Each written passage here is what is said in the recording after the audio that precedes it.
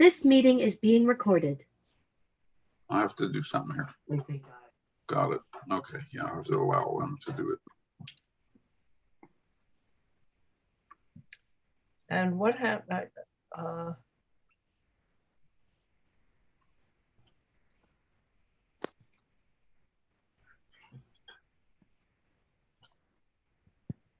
Okay, I see we do have captions. So that's working. Usually Nikki asks for that. That's handy.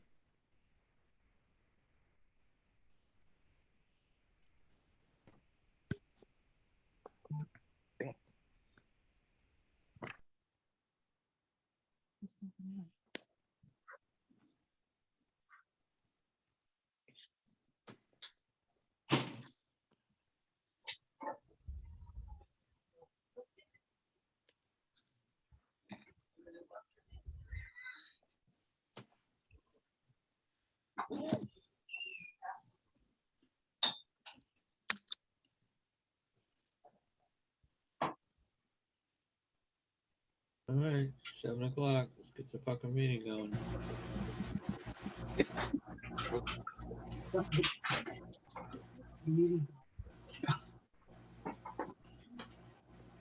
So let's see.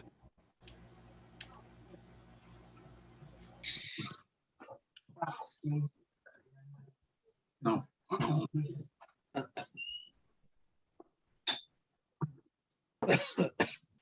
Muriel, you want to get us started? I think it's a little after 7. Yeah, we can do that. What? Okay, 7:02 actually, Okay. but I had a cell phone. Muriel, why don't you go ahead and mute everybody and then let Joel Okay, unmute that's himself. I'm gonna hit that now. And then Joel, you.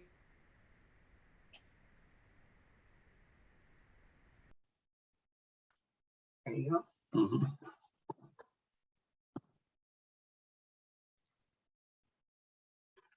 And This one right here. Joel, are you introducing yourself or did we have No. somebody else? do No, it? somebody else should do it. No, well, I'm not. Make up a story. I don't care. Whatever.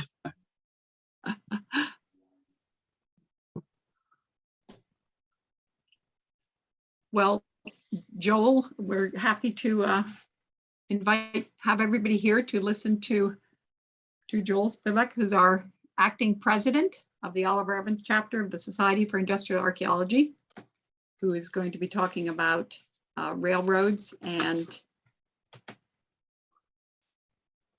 I'm sorry, Joel, I can't remember the precise title of your speech. The So World's perhaps when Fair. you start, yes, perhaps when you start. Railroads at the World's Fair. Perfect. At World's Railroads Fair. at the World's Fair. Excellent.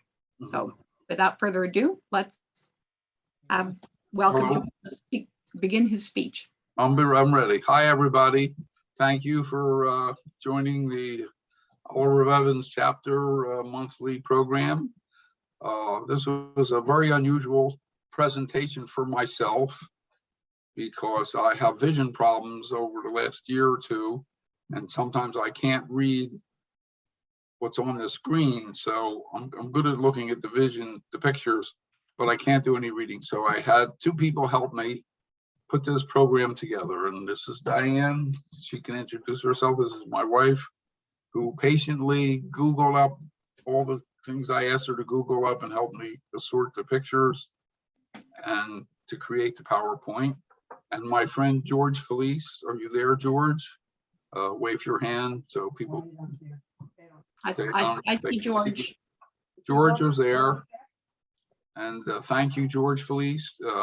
I'm here. Here I am. Okay, great. He's there. Thank you. What George did was he went online and he looked up information for me and he sent me the hot links. So I didn't have to search. I just had to click on the hot links. So thanks, George. Maybe we'll do another one in the near future. And thanks, Diane. This was really nice. And we'll begin the program about railroads at the World's Fair. Like many of the members of Society of Industrial Archaeology and the railroad groups, we have this weird love of the railroad. I don't quite know where it came about, but somehow I can hear trains hundreds of miles away going through the night. And not only that, one of my favorite things is to get stuck at a railroad crossing when you're the first car and it's a 150 car freight train. Just sit there and watch it go by. It's really amazing. So we'll begin with the World's Fair, and we're going to start. And just doing it. No, it's not doing nothing. Hold on. Technical difficulty. No.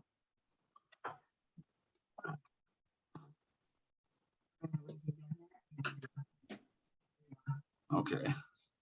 Here it is, Central Palace in London, the first Crystal Palace in London, the first major exposition in the world. England was the leader in the Industrial Revolution, and they basically were into showing off their industrial might by having this great exposition. There were very few photographs taken of this thing because cameras had not been perfected yet, and most of the images of the exposition are paintings. Next. This is the entrance to the Crystal Palace, and supposedly Memorial Hall for the 1876 centennial in Philadelphia was based on this building. And this is one of the unusual photographs taken of a locomotive at the Great Exposition. Do you want me to do it? I can do it. And a lot of what I did find doing my research were these illustrations and line drawings. And a lot of times I left the credit of the person that owns the images at the bottom here. So this is a couple of different things that they had on display. Oh, went on the wrong way. Here's another illustration. Let you read the caption. Take a minute. Yeah. And this actually, I have a photograph of this. There it is, right there at the. This picture, I believe, was it in 1876 in Philadelphia, but it shows up when you Google up the London Exposition. So here is one of the Lord of the Isles locomotive, one of the famous locomotives in England. And here is a color picture of it in a museum in somewhere in England today. The famous early rocket, John Stephenson's rocket, was on display. And Richard Trevithick's locomotive, Trevithick, whatever it is. Anyway, you guys can read it yourself. Here it is, 1804, one of the first locomotives in the world to operate. And this looks like a replica because I found this photo and it looks like somewhere in England you could actually go on a ride on this train. So this is a fairly new photograph. The next exposition was the Philadelphia Centennial, and it had an unusual name, the International Exhibition of Arts, Manufacturers, and Products of Soil and Mines. Now that word soil and mines comes up a couple times. Somehow that must have been some industrial term to include a lot of industry in America. Here it is, opening day, 1876 in Philadelphia. And not only did they have railroads on exhibit, but they had railroads that operated through the World's Fair. So people were able to take a ride on a train, and most people had never even seen a train at this point. So there's the intramural railroad that took you for a ride around Fairmount Park. And here is, it's a little fuzzy, this one, but this is the first monorail built in America. It was out in Fairmount Park in 1876. People had the opportunity to take a ride on this one.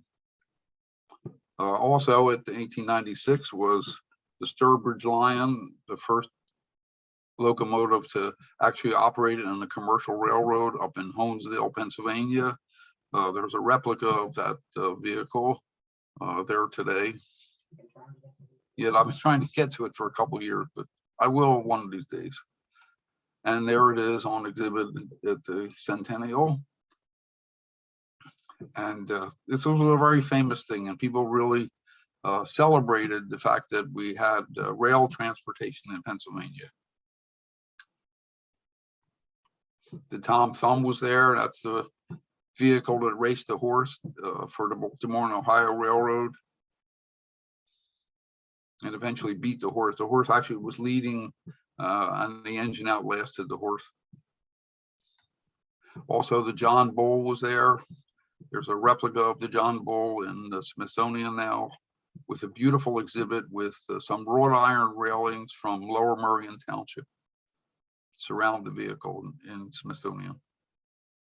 And also was the Lincoln's funeral train was on exhibit in Fairmount Park. The next big exposition in the United States was the Columbian Exposition, 400th anniversary of the Christopher Columbus. And Louis Sullivan was the architect for the Transportation Palace. This is the entrance to the building. And they had on exhibit the famous 999, which was the fastest locomotive at the time. And also on the right side is the DeWitt Clinton was on display also. And again, the Lord of the Isles was on display in 1892 also. The next exposition in the United States was in 1904, 100th anniversary of the Louisiana Purchase. Here is the Palace of Transportation. Very elaborate building. And missing that button, boy. Here we go. Here is a stereoscope image. And an interesting story about these things was I happened to be in St. Louis. I was actually looking at some archaeology of highway signs in Illinois, and I went over to St. Louis, rode around one day. Driving through the park, I see a very elaborate building, so I pulled over, went inside. It was one remaining building of the 1904 fair, and walked around in the building looking at the exhibit. It was very interesting. I learned a lot of things I never knew.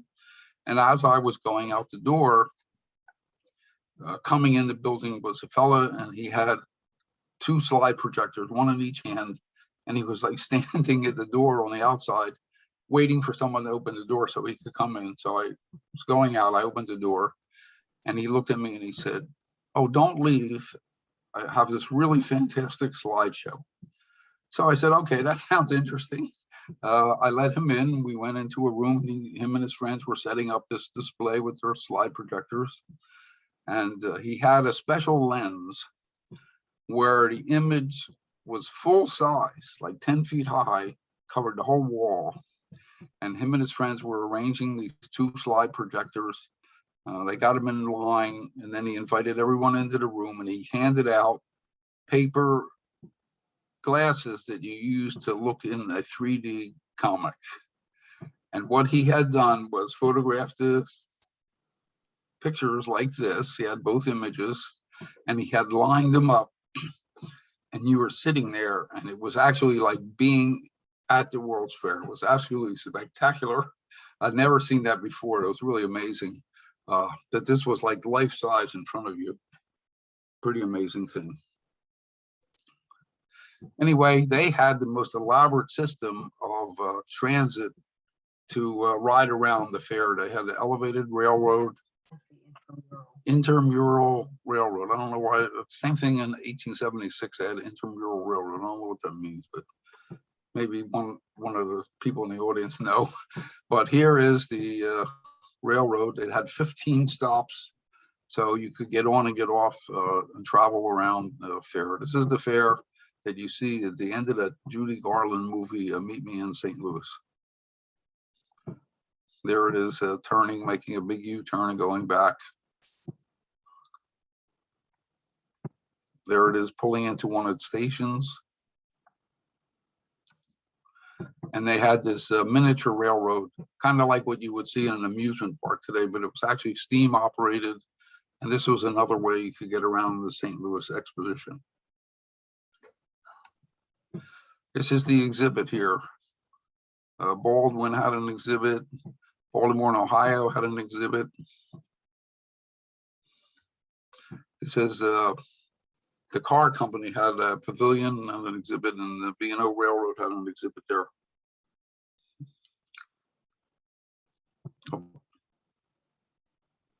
And this is funny, as I was doing my research, this picture came up and the caption was a dusty old thing. And I really liked that. I said, I'm sure when this was in the St. Louis World's Fair, it was not dusty at all. It was probably very polished up. But it was interesting the way they had tagged the picture on the internet. Next fair that we had in the United States, the Panama Pacific International Exposition, 1915 in San Francisco. There is the poster showing the railroad coming to San Francisco.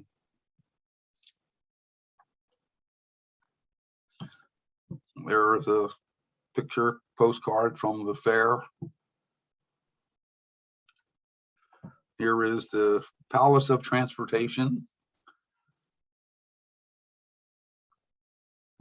And I'll let you guys read this. This is the giant globe, 45 feet high. It had a map of the railroads of the United States. And what else did it have? Yeah, go ahead. I don't think I can see. No, if you can you guys read that?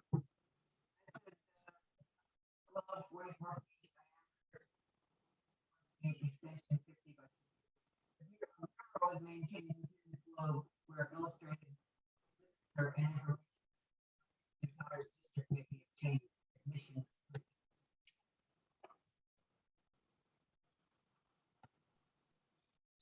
Here is a locomotive being delivered to the World's Fair.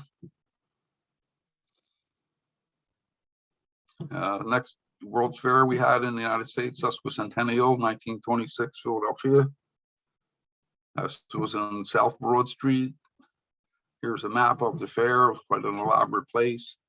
From all the things I ever read, it was a financial disaster, although it looked really great, and there was a lot of really amazing things in it. And the transportation building was up at the top. And there is the picture of the transportation U.S. government building. I'll give you a minute to read what it says here. That's easy to read, yeah.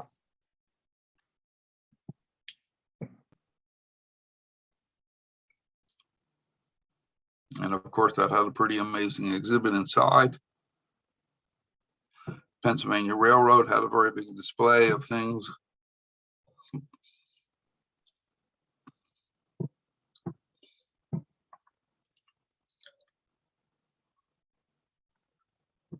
Reading Railroad had a big display. There's the Reading Railroad display with showing the visitors.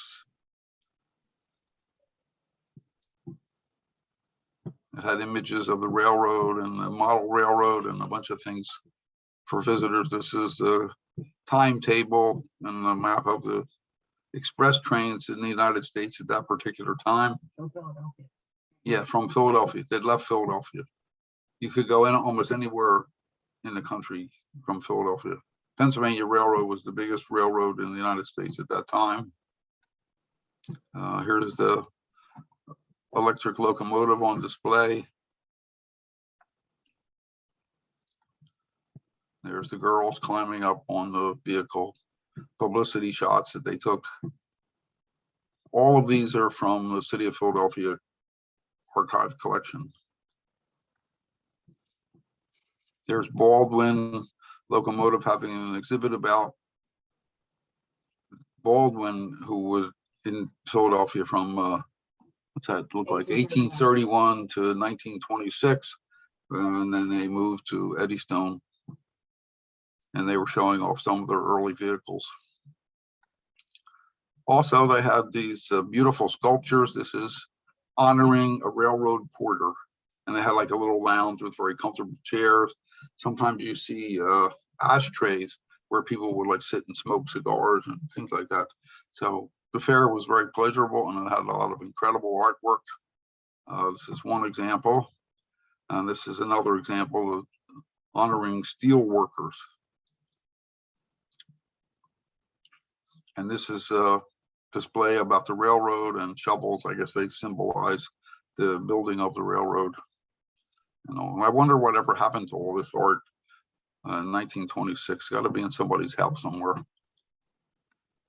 Also, this is a party car. It says party car on it, but this was the way you got around this Sesquicentennial. They didn't have a railroad.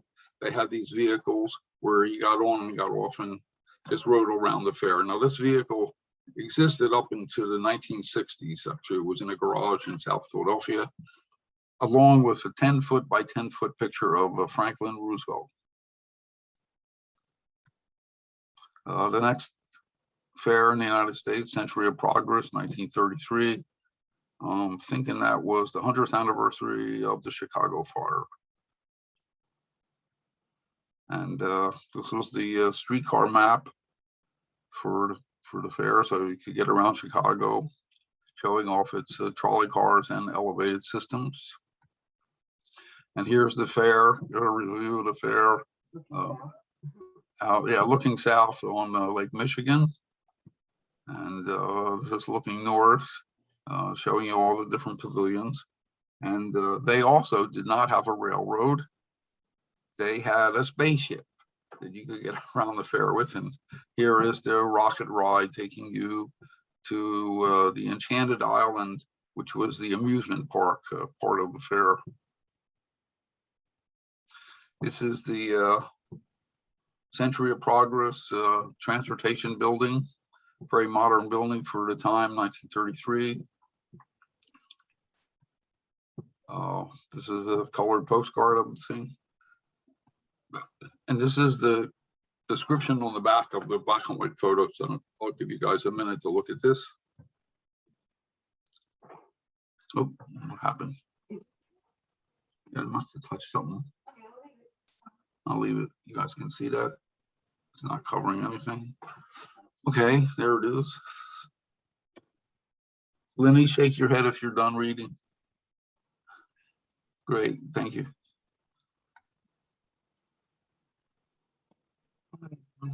I don't know. I touched something. I don't know. Blind man. He playing keyboard here, and now lost our ability. Here, let's go. Let's go. We need to go. No, trust it. What did you do? I don't know. I thought I touched this. Maybe Wait, this. wait, wait. Here we go. We're back. Okay. I just did it. Okay, here is Pennsylvania Railroad exhibit at the Century of Progress. Here are the, I guess these are the hosts of the railroad, the people you talked to when you went there that had railroad artifacts, traffic lights. This is a railroad wheel. They had on the right, you can see it's a cab of a locomotive. Left, that's right, left. Thank you. God, I'm making a mess here. Anyway, there's more publicity shots from the newspaper showing what the exhibit would look like. Here's the names of the people that were in the picture. It's another group of people showing you semaphore signal and artwork representing the railroad. They had a model railroad diorama, a lot of nice wicker seats to sit on.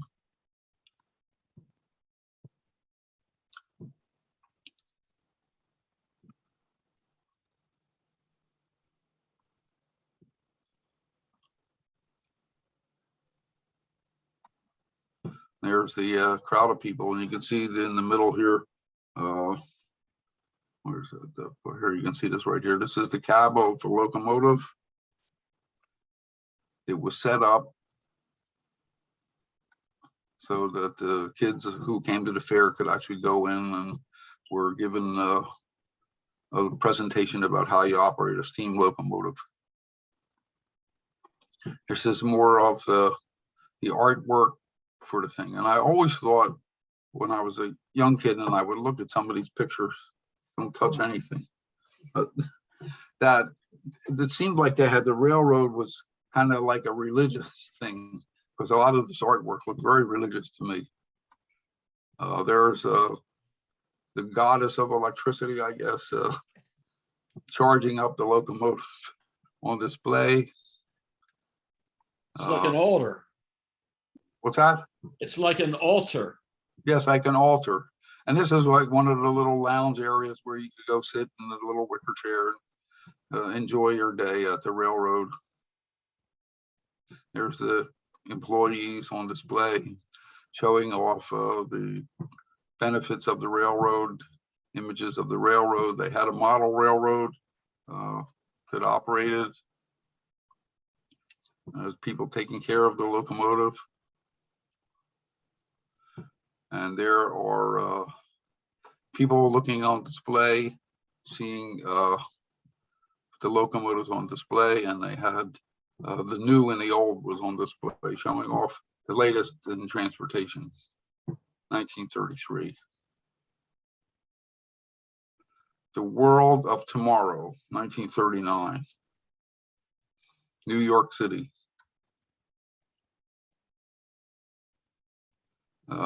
Palace of Transportation. There is the rocket port. In the transportation building, already they were talking about space travel and going into outer space in the future. The railroad seemed to be a thing of the past almost in 1939. But they had the best collection of railroad art and symbolism of goddesses and gods holding up the locomotives. This is my favorite one, DeWitt Clinton. But it always reminded me of some kind of religious art and how sacred the locomotives were.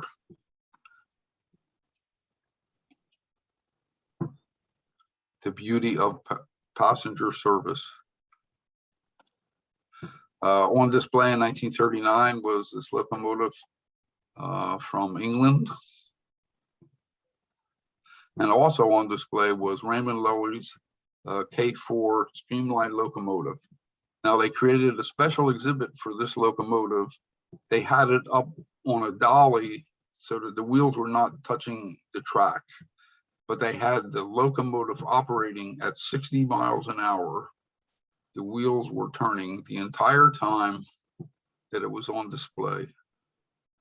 And this is the display that they had the locomotive sitting on. So you could come up to this and it would look like it was actually moving. They had a 7-acre area called Railroads on Parade. They recreated a lot of locomotives. These are some of the posters of the saying super spectacle. Right, and there were videos. I think I sent the hot links to Muriel. I guess we could put them on our website, but there's a homemade movie of 1939 and there's a movie made for the 1948 fair. But here it is, one of the great demonstrations were the reenactment of the driving of the Golden Spike.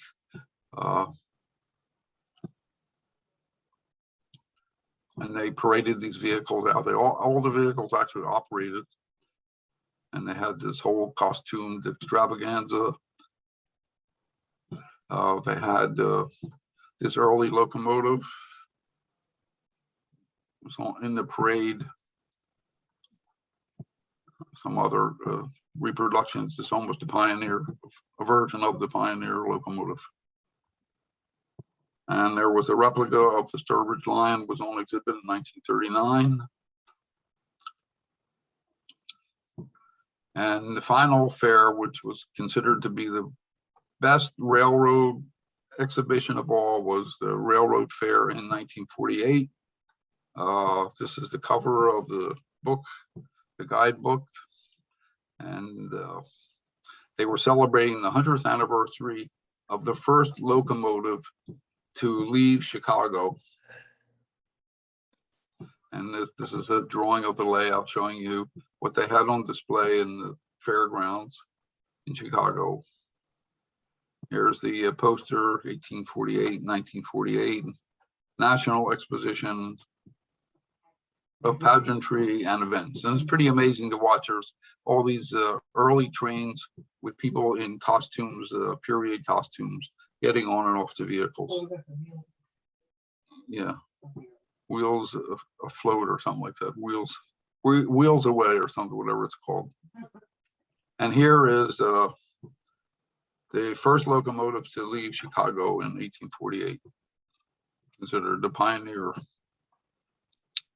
And like all my programs, they just begin in a way. And next year, I'll have a whole bunch of new things to show. So thanks for joining us. We'll take questions, I guess. Somebody can monitor that. I can definitely check that. If anybody has questions, just unmute yourself and ask Joel, or if you prefer to put something in the chat, I can read it to Joel. Joel, I can pass one thing on, which is that J. Auslander said that 1933 was the centennial of Fort Dearborn. Oh, okay. And I that was, wasn't sure what they were celebrating. Thank you. so that was the century of progress, I guess they were celebrating. Yeah. Oh, there's everybody. Hi, everybody. Hi, can I say something? Sure. It's Mary Ann. You know, if you like to watch trains go by, there's a restaurant in Wilmington called the Trolley Square Oyster House on Delaware Avenue. It's in an old row house, and between the house is about 15 feet away from the elevated tracks of the B&O Railroad coming in from the Augustine Cutoff. It's right across Delaware Avenue from where the B&O station used to be, designed by Frank Furness. That was torn down in the 60s, and there's an Acme there now. But if you eat on the outdoor deck, you have to be able to go up steps. It's kind of a fairly high staircase, but you almost always see a CXS freight train go by on those tracks while you're there. So Great. yeah, if you want to have a good seafood dinner and see a train go by, eat on the outdoor deck at the Trolley Square Oyster House. Great. Thank you. Yep. Joel, I've got some more questions. So Lee asks, you showed an electric locomotive, and he says, what were the specs? At the 1926 fair, there was the electric locomotive. I don't know anything about that locomotive. I mean, other than it was, I think, from the Reading Railroad. But if there are some railroad experts that know about those different vehicles, I'd appreciate getting some information. And George is asking you to talk about your World's Fair kitchen table. Oh, yes. One of the reasons I really was so enthused about the World's Fair is when I was born in 1939, it was right at the end of the World's Fair, and everybody had something in their house that had the trilon and perisphere as the symbol of every day for everybody. And I have a kitchen table actually that has the World's Fair. It was made that year for the World's Fair. There was a number of those metal kitchen tables that has the symbols of the World's Fair on it. No. Anyway, a thing I forgot to tell you was, if you've ever been to a World's Fair, it's actually spectacular. I mean, you're actually in architecture that doesn't really exist in the world, that you don't actually see. Each building has these incredible exhibits. And I think about how, like in 1876 or 1851, where people didn't really have the knowledge of a lot of the world, people only saw what was in their environment or neighborhood, that when they went to these fairs, it must have actually been very spectacular to see all this technology and art and amazing things. So any other questions? I'll ask one, Gene Wolfe. There was a World Fair in New York City, I believe, in the 1960s, right? Right, I was there. They didn't have any railroad things that I remembered. Right, but they did have some interesting modern architecture, and They there's, had modern architecture and they had actually a model of the city of New York. And it was like an amusement ride almost, where you got into this, it was kind of like a monorail. And you went around over the city of New York. It was actually really spectacular. They said that they actually had replicas of where fire hydrants were and street signs. I And don't all. remember. It was very All right. spectacular. The most beautiful thing was they brought the Pietà over from the Vatican. And it was spectacular. I mean, if you've ever been to the Vatican, it's just, Yeah, as my brother-in-law said, some stinking statue. But he said, we came all this way to see some stinking statue. But at the World's Fair, it actually was polished in lights and the giant blue velvet curtain behind it. It was really spectacular. And it was a little platform that you got on, and it moved you around the statue, so you didn't have to walk around the statue. But they had amazing things. They had the phone booth for the family, like 10 people could get into this phone booth, had seats, and you could make a phone call, and it had speakers in the phone booth, so your family could call some relative somewhere in the United States. And they had the world's longest bar that they bragged about, that they could serve 800 glasses of beer a minute or something. It was very spectacular. There's still some things out there left over from that. right. And Actually, that model of New York is in the Queen's Museum, which is out there in Flushing Meadows. The Queen's Okay. Museum was built for the 1939 World's Fair. It's the New York State building. Mhm. But the globe that was there for the 1964 World's Fairs is kind of in front of it. But what they've been doing is they've been keeping that model of the city of New York up to date. So when there's a new building that goes up in Manhattan, they have a model built, and they take the old buildings out and kind of put them in storage, and they put the new buildings in. So it's Oh, still that's an amazing. accurate representation of Manhattan.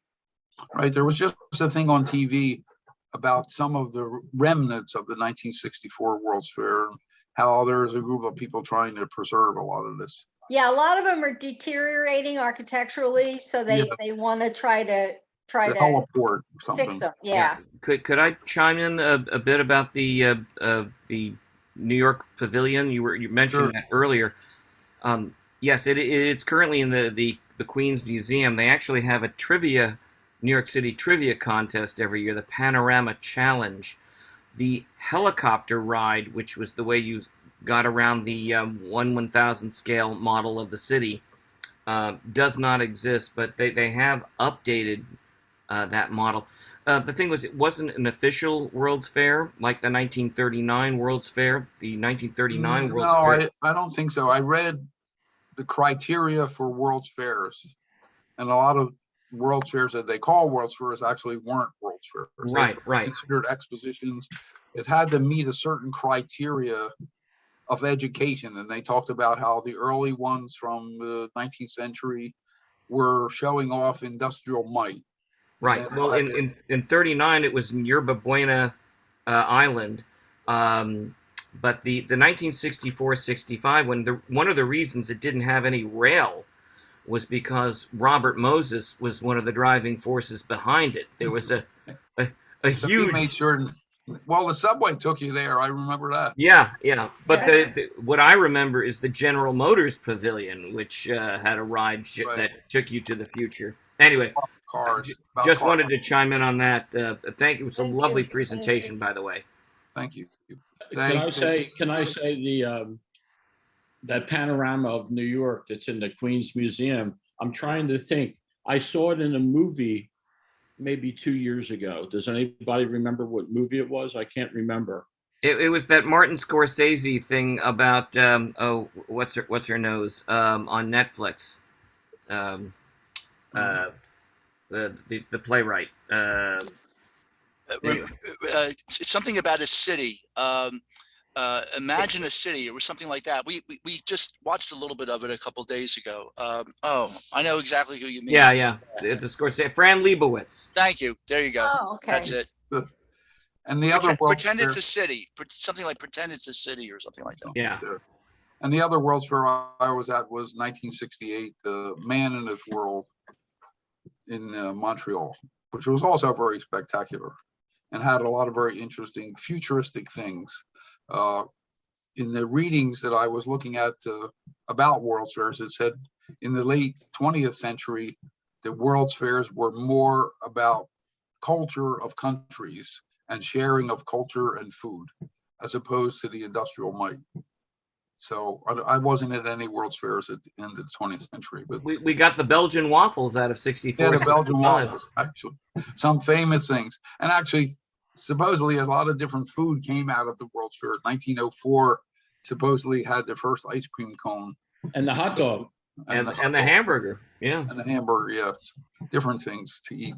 Well, the ice cream cone was the guy making ice cream sandwiches ran short and just made a cone out of one of the Yeah, waffles or something. He wrapped it around the thing and scooped in the ice cream or something. It's all like legends of food or something. No real proof of anything, but it's fun to read about them and all. So thank you all for joining. Is there any more comments or anything? Feel free to contact me, Joel Spivak, at Comcast.net. Since I have vision problems, phone works best. 215-514-2791. Because if I get your email, I have to have Diane read it to me. So, and I drive her crazy because I get a lot of emails. So, Joel, give me your number again and I'll type it in the chat. It's 215 514 514. 2791. Okay. Great. And I love to hear from people. I'd like to learn some more things, see more images of what went on at these expositions. And in Philadelphia, of course, you can go to the Please Touch Museum, and they have a model in the basement of the 1876 fair. And I believe the monorail is in that model. You can actually see the model of the monorail. I don't know if you have to pay to get in the Please Touch Museum or not. I think you do. Oh, okay. You may be able to just ask the person that did that study. That's all you want to do is see the thing in the basement. And all. They let me in, but they know me because I saved the Wanamaker monorail ride and donated it to them. Ah, okay. Yeah, it was headed to the dumpster Mm. when Wanamaker's gave up and became Lord and Taylor's or whatever they became. And they were trashing it. The woman called me and said, I knew you were interested in this at one time. So I said, I'm definitely interested. We had to have them carried out.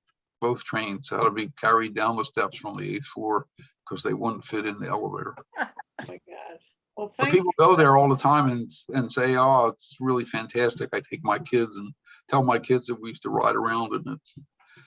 Stories I hear, people said, I lost my favorite barrettes. And then I'll comment, I'll see that on Facebook or something, and I'll have a picture of the monorail, and I'll comment, go to the Please Touch Museum, because while I was restoring that one train, we found a lot of barrettes under the seats. We found tickets, stubs, barrettes, hairpins, and things that I guess kids had lost. I said, you can go find your favorite barrettas in the museum. That's funny. Great. Joel, thank you for a very informational and educational shows. Didn't realize all those trains had anything to do with all the fairs over the years. Great, thank you. And it's really amazing. I mean, the internet, I think about like when I was 10 or 12 years old and I wanted to learn something and I had to go to the library, get out the catalog card. And then sometimes they'd say, oh no, that book's in the library at Frankfurt or something. And it took ages to get stuff and you couldn't make copies of anything. And now you just like say a word and a thing comes up and it says images and there's like 10,000 images of whatever you Googled. Wow. Really amazing. So I guess for young people who are information junkies or whatever they're called these days, it must be really amazing to go on the internet and be able to research things that we had no access to for years. Right. Hey, Joel, I guess when the West Jersey chapter goes live again, we're gonna have to send a limo over for you. Yeah, that's what I said. I actually offered to take the train. Very somewhere. true, very true. Somebody could pick me up, but a ride is easier because I have to get home from the train. Yeah, that's right. You're down in Philly there, if I'm not mistaken. Yeah, no, I sent the link to them. I gave it to Dave Homer Okay. yesterday, and I saw it was on the website today. So I guess there are members from the Jersey chapter are here. Is there a way for us to know who was here so we can send them notices of our up and coming programs?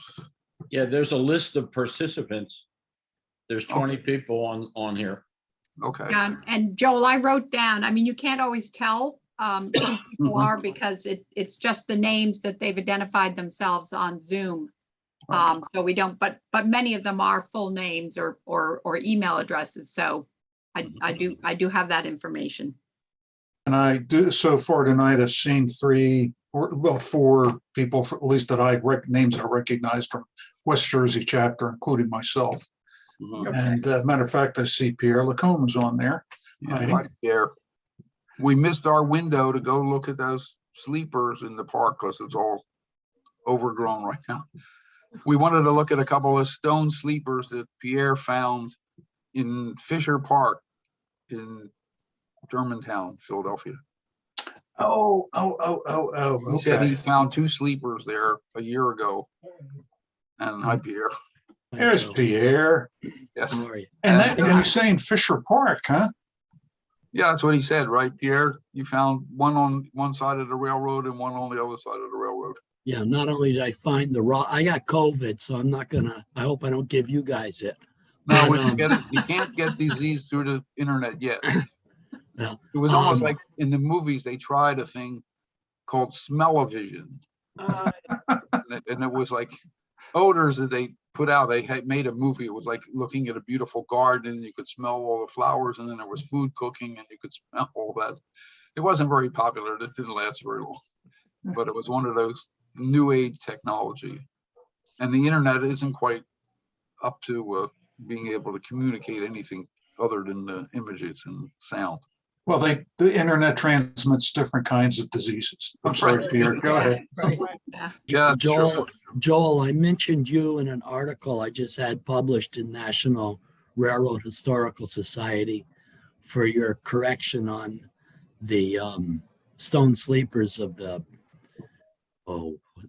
railroad that's displayed in, let's see, it's called in Franklin Institute. Number 60,000? Huh? Number 60,000, or are you talking about a different one? The Reading Railroad engine that's on display in Franklin Institute. The Baldwin? There's 3 of them, I think.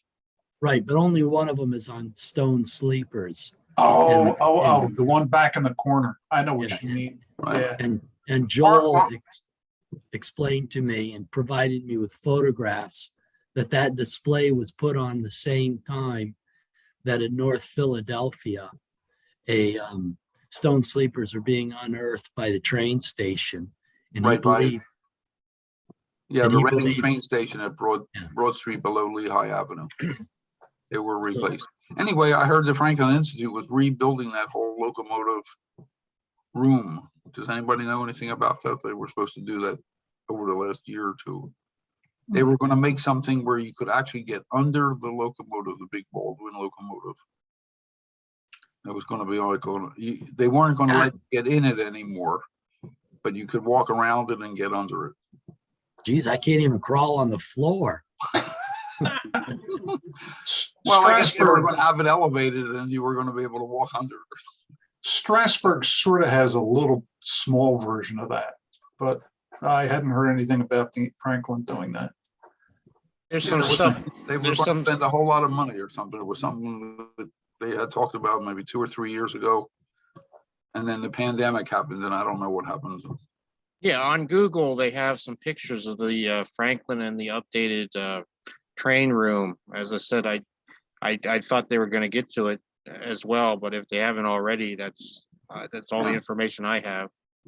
Well, interesting enough with the Franklin Institute, as they grew, like from my childhood, in the 40s going there, it became more and more modern.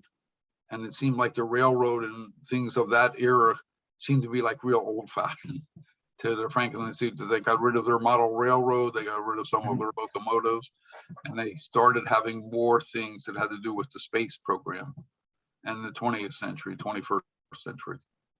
So, well, hopefully they'll make a beautiful exhibit and SIA can have a tour. Okay, thanks for joining me. See you next time. Thanks so much. By the way, I have a Thanks. bunch of PowerPoints. If you have a group of people that would like to have a presentation, tell them to send me an email or call me and I'll send them a list of what I have. I have about 20 different PowerPoints and I like rehashing them and recreating them. This was really great. I learned a whole lot of things about the World's Fair that I never knew in doing my research. And luckily I had Diane help me find the keys on the keyboard. I don't know if I can show you this picture. This is the keyboard from my computer. And it's so hard to see actually what's on the keyboard. I mean, it's real nice when you can see real good, but they disappear. So They do make high contrast keyboards, I know, I realized that, but better than that, I have a friend who is totally blind and he's plugging me into all these apps that will read my emails. I could go to a website and it'll read it to me. Cool. I have to go to the Lighthouse, which is I guess that's some kind of agency that deals with people with impaired vision. They say that the technology now is really amazing, but I've been able to send emails out by talking to them, but I have Diane check it because I'm not sure it's actually typing what I said. In fact, a couple of times I sent some emails to people and they laughed and made a comment about that's not what you were talking about. We know, but it's how it printed. So It's only the dirty words you got to worry about. no, it was something, I don't remember what it was, but I commented about something and somebody commented and said, that's not what you meant, right? George actually was there. He could tell you what it was. I don't remember what it was. So thank you all. Nice seeing you. I see a lot of names of people I haven't seen in a long time. And stay tuned to Oliver Evans chapter. We're looking forward to doing more programs this year. Maybe even having real programs where we would actually meet. We're going to have something in August at a brewery in Reading, right? And then we're going to the Neon Museum the following month. So hope to see you there. Thank you, Joe. Thank you. Thank you again, Joel. Take care. Bye now. See you guys. Bye-bye. Yep. I'm done. Bye. Okay. Am I unmuted? I guess so. Okay. Can unmute Harry. See you, Harry. So long. You want to go? Right. Along. All right. Bye, everybody. Bye. Okay. Hi, Susan.